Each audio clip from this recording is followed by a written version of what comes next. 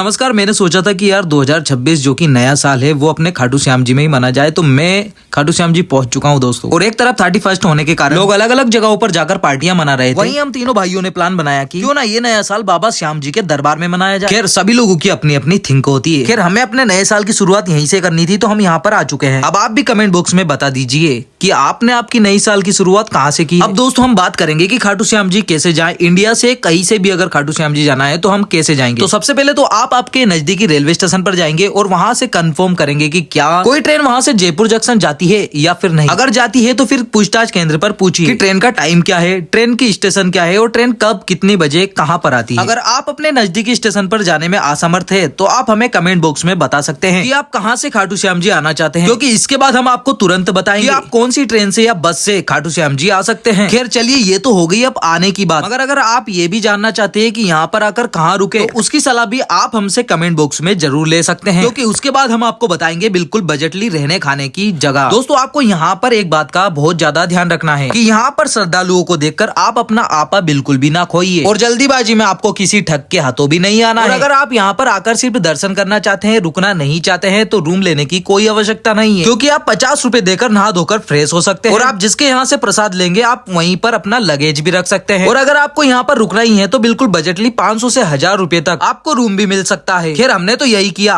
अब आपको जो उचित लगे आप वो कर सकते हैं। दोस्तों तीनों भाई प्रसाद लेकर बाबा श्याम जी के मंदिर की तरफ आगे बढ़ चुके थे। नया साल और एकादशी होने के कारण काफी श्रद्धालु जन बाबा के दर्शन करने के लिए आए थे, इसलिए हम भी बिल्कुल अनुशासन में बाबा के दर्शन करने के लिए मंदिर की तरफ आगे बढ़ते जा रहे थे। नया साल और एकादशी होने के कारण दर्शन व्यवस्था काफी ज्यादा शानदार की गई थी, जिससे श्रद्धालु जनों को कोई परेशानी भी ना हो। बाबा के दर्शन श्रद्धालुओं को बड़े ही आराम से भी हो सके, इसलिए पूरे खाटू धाम में बैरिकेड्स लगाकर दर्शन व्यवस्था को काफी ज्यादा शानदार बनाया गया था। और दोस्तों खाटू श्याम जी को हारे का सहारा भी कहा जाता है, इसलिए जब भी आपको लगे कि आप हार चुके हैं तो एक बार हारे के सहारे बाबा खाटू श्याम जी को याद जरूर कर लेना। और दोस्तों हमारी किस्मत तो देखिए कि कुछ देर श्रद्धालुओं के बीच में लगने के बाद जैसे हम खाटू श्याम जी के मंदिर के पास में पहुंचे तो आरती का समय भी हो चुका था।